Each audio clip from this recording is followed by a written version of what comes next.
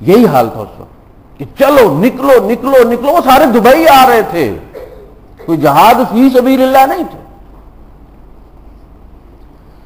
حالت یہ تھی علم کی. آپ دیکھیں, آپ اس دور میں رہ رہے ہیں کہ اللہ پاک نے علم کے ذرائع اتنے عام کر دیے ہیں کہ جتنے برائی کے ذرائع ہیں. یہ اللہ پاک کی حکمت ہے. اگر آج آپ کو بیل بجا کے وہ فلموں کی سی ڈی دے کے جاتا ہے تو آپ کو دروس قرآن کی سیڈیاں بھی آج گھر مل جاتی ہیں. آپ کے موبائل میں قرآن حکیم ہے, کیسٹیں آپ کے پاس, اگر گانوں کی ہیں تو ادھر دروس کی بھی ہیں. انتخاب تو آپ کا ہے نا, ذرائع میں اللہ پاک نے کوئی کمی نہیں چھوڑی. ایک وقت تھا کہ قرآن حکیم پرنٹڈ شکل میں ایک کتاب کی شکل میں موجود نہیں تھا. کسی کے پاس 2 آیتیں تھی, کسی کے پاس 1 سورت تھی, کسی کے پاس 1 آیت تھی. کوئی چمڑے پہ, کوئی ہڈی پہ, کوئی لکڑی پہ, کوئی پتھر پہ لکھی ہوئی تھی. یہ حال تھا علم کا.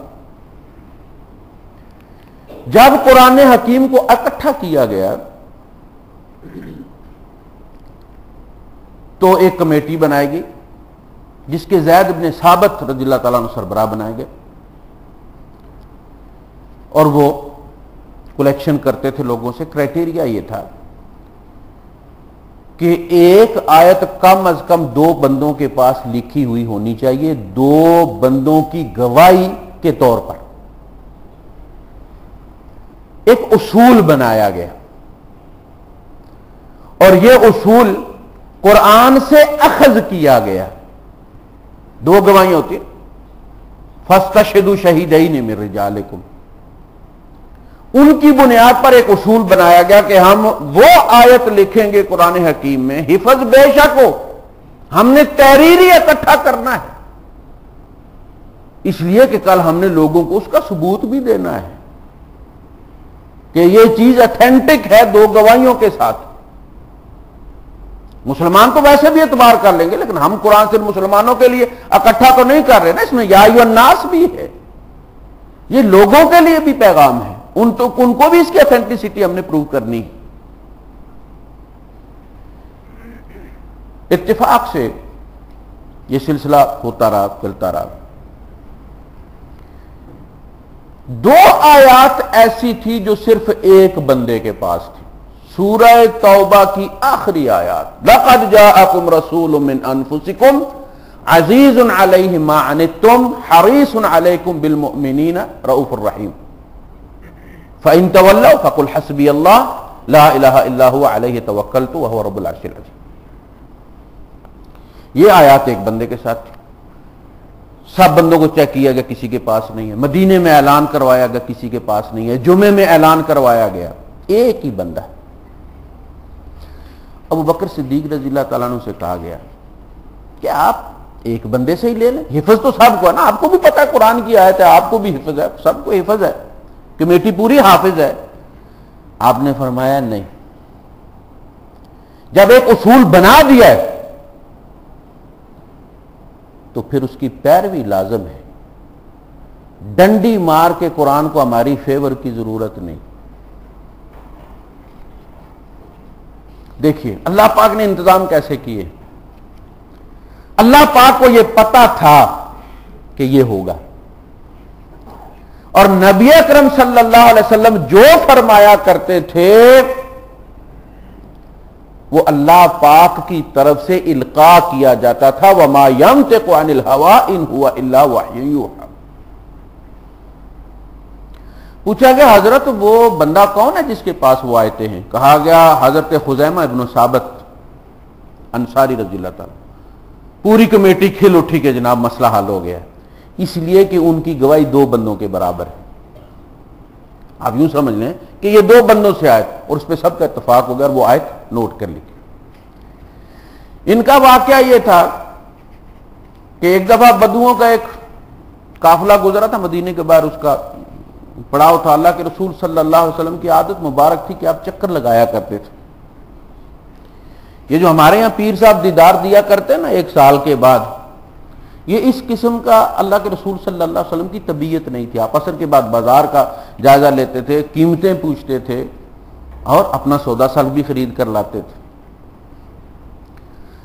ایک اونٹ آپ کو پسند آیا اور آپ نے اس کے مالک سے بات کی, قیمت اس نے جو بھی مانگی, اللہ کے رسول صلی اللہ علیہ وسلم فرمایا ٹھیک ہے.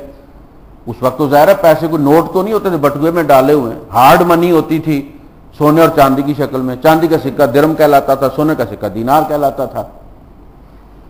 آپ نے کہا میرے ساتھ چلو پیسے لے لو. اب اللہ کے رسول صلی اللہ علیہ وسلم معقول مناسب رفتار چلا کرتے تھے, نہ اتنی تیز ہوتی تھی اور نہ اتنی سست ہوتی تھی.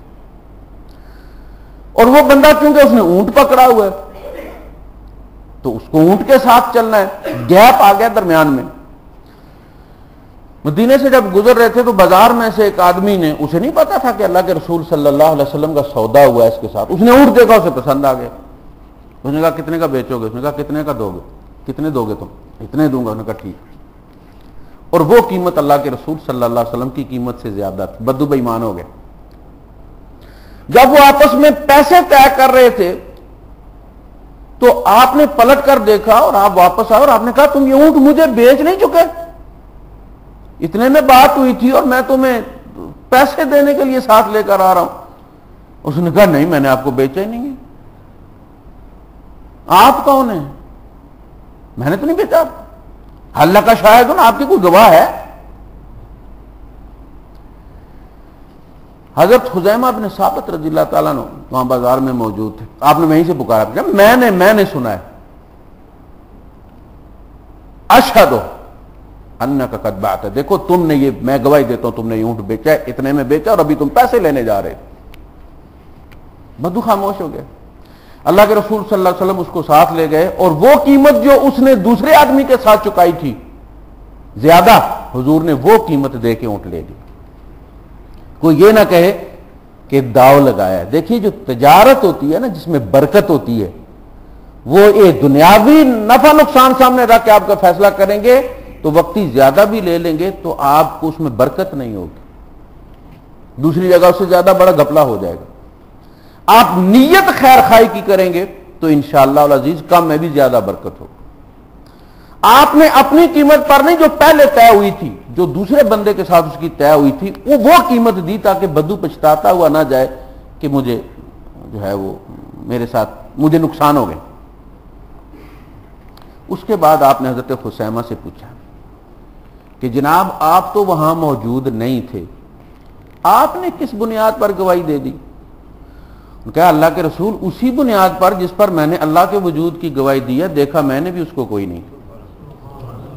میں نے اسی بنیاد پر اس کی بھی گواہی دی ہے جس بنیاد پر میں جنت اور جہنم کی موجودگی کی گواہی دیتا ہوں, اور میں نے اسی بنیاد پر یہ گواہی دی ہے جس بنیاد پر میں آپ کی رسالت کی گواہی دیتا ہوں. اللہ کے رسول یہ سب کچھ ہم نے سن کے ہی تو مانا ہے, وہ بھی میں نے جب سنا آپ کہہ رہے کہ میں نے اتنے کا خریدا اور میں یہ, تو میں نے اس کی گواہی دے دی. اس پہ اللہ کے رسول صلی اللہ علیہ وسلم نے فرمایا من شاہد لہ خزیمہ فکفت ہو, جس کے حق میں گواہی دے خزیمہ, اکیلے خزیمہ کی گواہی کافی ہے. یہ جس نکاح میں بیٹھتے تھے اکیلے انہی کی گواہی دو گواہوں کے برابر ہوتی تھی. جس سودے میں یہ گواہی دے دیتے تھے دوسرے گواہ کی ضرورت, یہ طے شدہ بات تھی. لہذا ان کے پاس سے جب آیتیں وہ نکلی تو دو بندوں کے مطابق وہ تسلیم کیا گیا اور اس کو لکھ لیا گیا. اسی طرح محدثین نے جو اصول بنائے ہیں, فقہاء نے جو اصول بنائے ہیں, وہ قرآن حکیم اور احادیث سے اخذ کردہ ہیں. لہذا وہ اپنے بنائے ہوئے اصولوں کی پھر خلاف ورزی نہیں کرتے. دیکھیں آپ اصول پہ آیتیں قرآن کی آیتیں اصول پر قربان ہو رہی تھی کہ نہیں ہو رہی تھی؟ ہو رہی تھی نا. جب کہہ رہے تھے نہیں میں کروں گا, یہ قرآن میں شامل نہیں کروں گا جب تک دو بندوں کی گواہی نہ ہو. امام بخاری رحمت اللہ علیہ ایک اصول بناتے, باب باندھتے, کہتے ہیں کہ جو بخاری کا راز ہے وہ سارے کا سارا اس کے بابوں کے اندر ہے. فقہ جو ہے بخاری کی وہ اس کی ہیڈنگ کے اندر ہے.